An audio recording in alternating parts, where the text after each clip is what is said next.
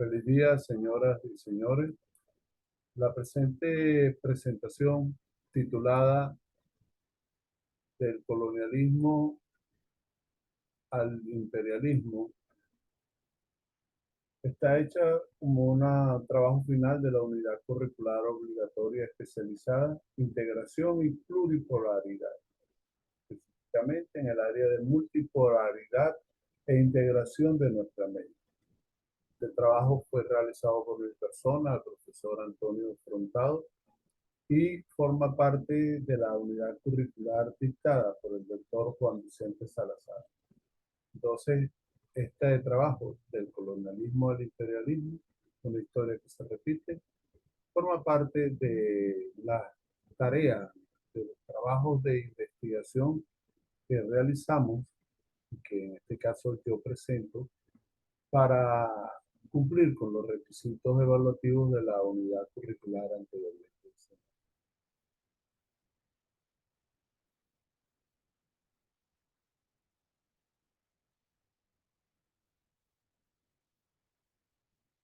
El colonialismo.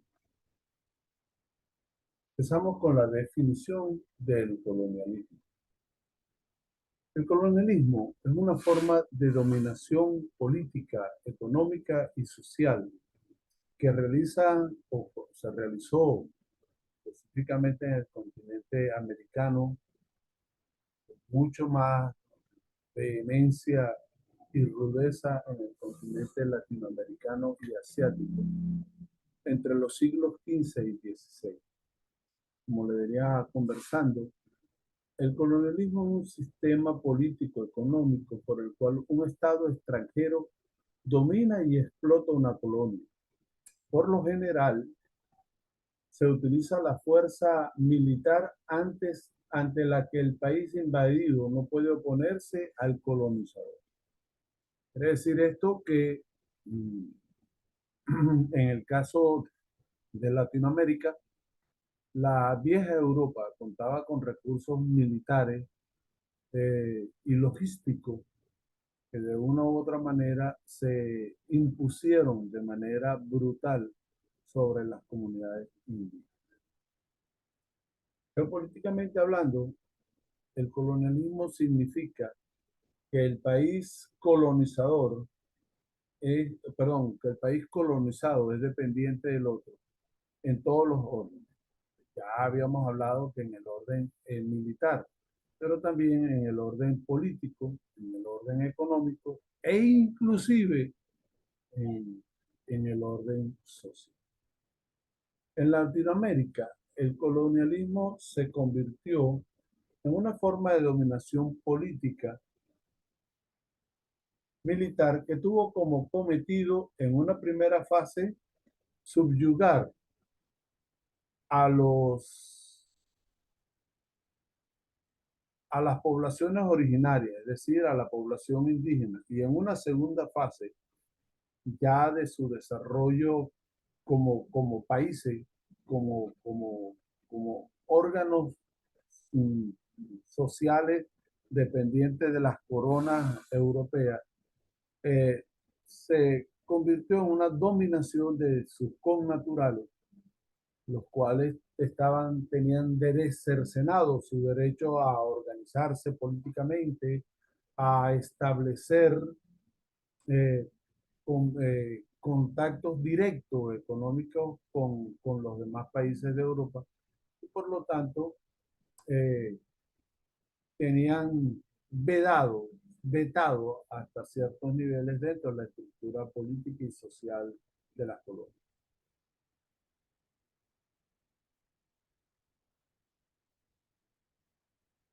El colonialismo y la división internacional del trabajo. Pareciera ser que colonialismo y la división internacional del trabajo no tuvieran ningún tipo de relación teórica o política o económica. En realidad,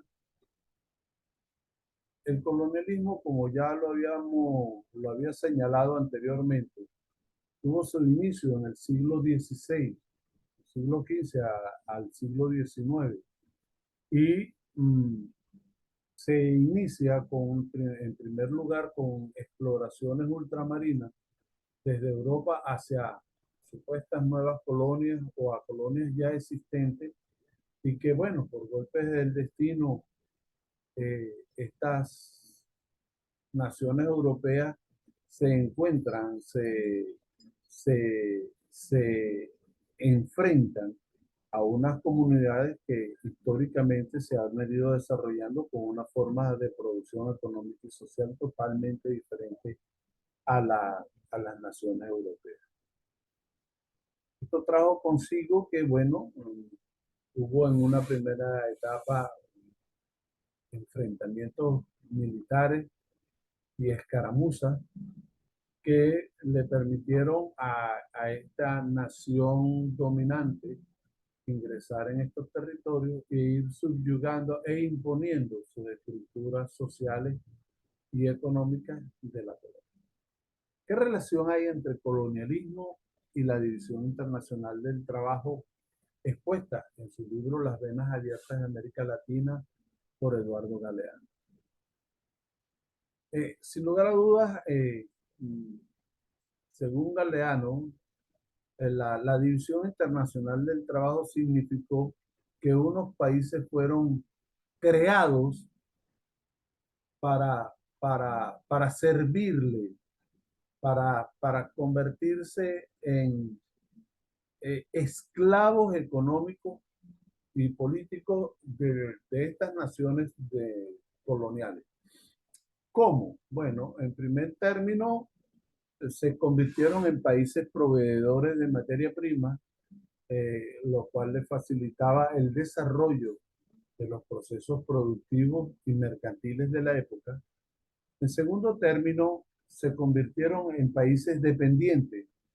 No tan solo daban, le importaban o exportaban su materia prima en condiciones desventajosas, sino que a su vez dependían de lo que los países coloniales producían para poder ellos subsistir. Además de que todas las autoridades de primer orden a nivel político eran impuestos desde la colonia, cercenando el derecho a los naturales de estos países o de estos virreinatos poder acceder a los órganos de mayor decisión y por lo tanto dependían de los edictos, normas, resoluciones que se emitían desde las colonias, desde los países europeos. En tercer término, estos países no tan solo proveían de materia prima barata a, a los países de la vieja Europa, sino que a su vez la mano de obra barata, la mano de obra que utilizaban para los procesos de extracción de la materia prima, en primer lugar, casi sin ningún tipo de sueldo, sin ningún tipo de pago por su fuerza de trabajo, sino que la gran mayoría de ella estaba o esclavizada o en forma de servidumbre.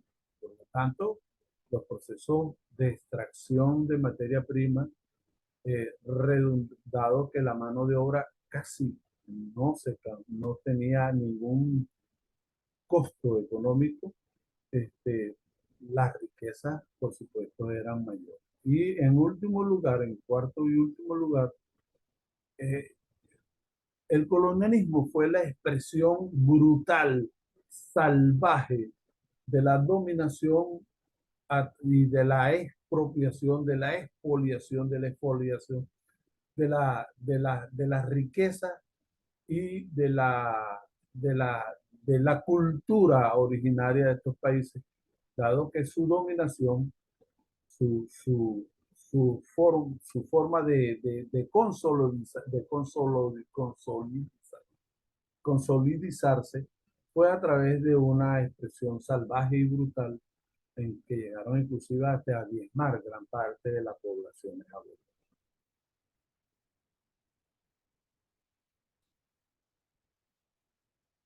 El origen y desarrollo del término imperial. El imperialismo hace alusión a una práctica mm, política que establece una relación entre naciones en términos de dominación y subordinación. En el imperialismo, una de las naciones es sometida a la otra y adelantando un poquito a las relaciones, el sometimiento, a diferencia del colonialismo, no necesariamente tiene que ser militar, no necesariamente tiene que ser a través del uso de la fuerza. En estas naciones capitalistas o estas naciones imperialistas eh, ejercen su autoridad a través de la dominación política, en algunos casos militar, económica e inclusive cultural. Así se pone una agenda que favorece a la nación que ejerce la dominación. Por otro lado, la dominación imperialista puede consolidarse mediante la subordinación o adaptación cultural, llamada en algunos casos aculturación. En ese caso, el gobierno imperial, de manera ideológica, va eliminando los elementos que permiten a estas sociedades identificarse con sus raíces originarias e imponen criterios y valores y normas que pertenecen más bien a esas naciones que ejercen la acción imperial. Y la otra manera es ejerciéndola de manera directa, de manera militar, pero eso en muy pocos términos, muy pocas oportunidades se realiza. Inclusive, modernamente, eh, se está manejando el criterio de un imperialismo como capitalismo fantasma, que es en el que estas naciones imperialistas colocan sus capitales en aquellas naciones que son favorables a sus intereses y simplemente están allí hasta que las condiciones económicas, políticas y sociales lo permitan y en el momento en que eso no les sea favorable, se retiran y establecen nuevas formas de dominación en otros países totalmente. Entonces, se puede señalar que la diferencia fundamental entre colonialismo e imperialismo está determinado en que el colonialismo tiene como característica fundamental en una primera fase el dominio militar, el dominio por la fuerza, el dominio coercitivo de estas naciones que después se convierten en sus colonias.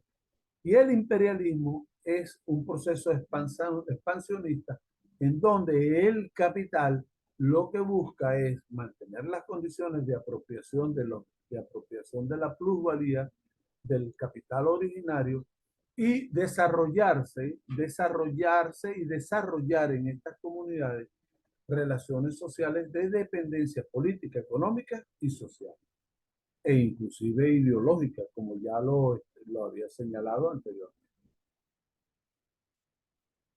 En cuanto a la contextualización del término capitalismo, se puede señalar que el capitalismo tiene su origen en la palabra latina imperium, que significa poder supremo o soberanía, o simplemente gobierno.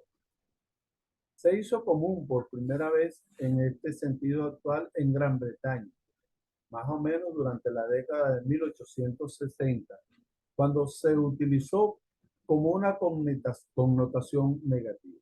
Anteriormente a esto, el término se había utilizado para describir lo que se percibía como los intentos de Napoleón III de conseguir apoyo político a través de intervenciones militares en otros países o comunidades. Entonces, sin embargo, en la actualidad, el contexto del término es de imperialismo está centrado a un proceso ideológico de aculturización donde el país imperial o imperialista impone criterios políticos, económicos y sociales sobre países que de una u otra manera se convierten primero en zonas de influencia, de control y de dominio para evitar que otras formas de interpretación o de formaciones económicas, políticas y sociales intervengan sobre esas comunidades o naciones. Y en segundo término, para seguir extrayendo de manera ventajosa los recursos naturales y, y sociales y humanos de esas comunidades. Aunque, sin embargo, eh, como señalé anteriormente, muchas naciones imperialistas no buscan ejercer ese poder de dominación de manera directa, sino que lo hacen a través de estados locales.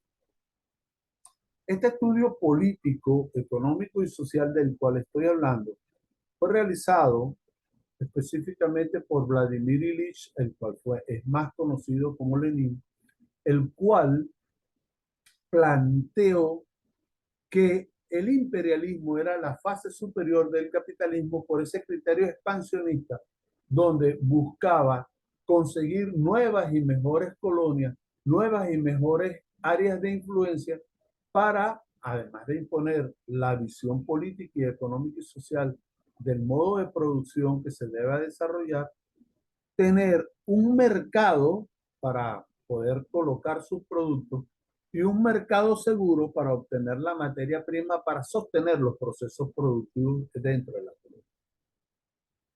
Dicho esto, ya pasamos al siguiente punto, que es cuáles son los aspectos que se deben evaluar para poder estudiar el imperialismo o esta forma de dominación.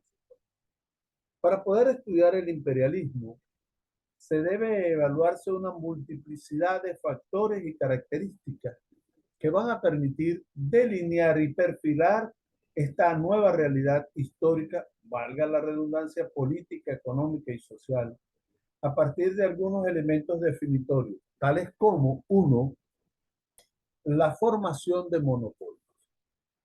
O sea, todo imperialista es monopolista. El segundo es el predominio del capital financiero sobre el conjunto de la economía.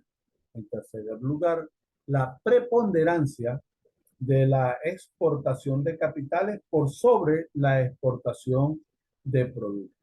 En cuarto lugar, el reparto del mundo entre asociaciones capitalistas y potencias imperialistas. Eso inclusive se ha venido observando desde la época de ese periodo monopolista de dominación colonial, con el caso de la repartición entre Europa, entre España y Portugal, de todo lo que fue de africano y entre ellos y la Gran Bretaña. Entonces, continuamos. Como quinto lugar, la presencia de una supremacía económica, política y militar de estos estados imperiales. Y estoy hablando de esto, porque hay estados imperiales tanto en lo que se considera los estados capitalistas actuales y dentro de las naciones asiáticas donde predomina el capitalismo. Como sexto lugar, la formación de potencias imperialistas sobre las bases del carácter del cambio de las formas económicas, políticas y sociales a las cuales hice referencia anteriormente. Como séptimo lugar, el ascenso de países y burguesía rezagada a condiciones imperialistas subalternas, que normalmente están para defender, para mantener el status quo de las naciones imperialistas que están por encima de ellos o están en el área de la metrópolis capital. Y finalmente, la extracción de la plusvalía de los países dependientes y su expropiación masiva. Finalmente, y a título de reflexión final, nos planteamos, ¿qué existe en el imperialismo y el imperialismo? ¿Son la misma, la misma situación o en realidad es una fase superior o mejorada del devenir político y económico del desarrollo del capitalismo y de los nuevos capitalismos que se están en la segunda década del tercer milenio? Realmente, colonialismo e imperialismo no tienen una mayor diferenciación a nivel teórico, a nivel económico. En ambos casos, la, la función o el cometido final es la expoliación, es la eliminación, es la apropiación de los países y de sus riquezas. Solo que, como lo señalé en varias oportunidades, desde mi visión, la diferencia fundamental entre el colonialismo y el imperialismo es que el colonialismo en su primera fase fue un proceso de dominación feroz, brutal, salvaje, en el cual las naciones colonialistas de la vieja Europa impusieron esa forma de desarrollo económico, político y social de las colonias a través de una fuerza militar que fue diezmando sistemáticamente a las poblaciones indígenas, a las poblaciones originarias, y que posteriormente a través de la esclavitud extrajo a estas tierras unas manos de obra que realmente no tenían ningún criterio de humanidad en cuanto a su trato, tanto para comercializarlo como para ejercer sus trabajos en las grandes haciendas o ingenios agrícolas. El imperialismo, por otro lado, por su lado, no es que no ejerza un proceso de dominación política, económica y social de estas naciones, sino que a través de un proceso ideológico va aculturizando a estas sociedades, va imponiendo sus valores y sus normas y de una u otra manera logra extraer, quitar de la materia prima barata que producen estas sociedades dependientes o capitalistas periféricas y de igual manera pues, impone procesos económicos con mano de obra barata, impone procesos económicos donde el país sirve como mercado de los productos que en estas naciones capitalistas no logran ser colocados en el mercado. Y por supuesto, quizás la expresión más bárbara en algunos lugares, coloca, crea, funda e inserta en esas sociedades estados lacayos que defienden, mantienen el status quo del imperialismo, de la dominación, y caso de procesos de transformación social, ejercen ese control militar de manera feroz. Bueno, con esto culmino esta presentación. Quiero agradecer la atención que me ha prestado a esta disertación que, como les dije, se tituló Del colonialismo al imperialismo, una historia que se repite de manera sutil de ahora en adelante y que formó parte del proceso evaluativo de la unidad curricular que dictó el profesor, dicta específicamente el doctor Juan Vicente Salazar. Gracias por su atención y bueno, que pasen un feliz día.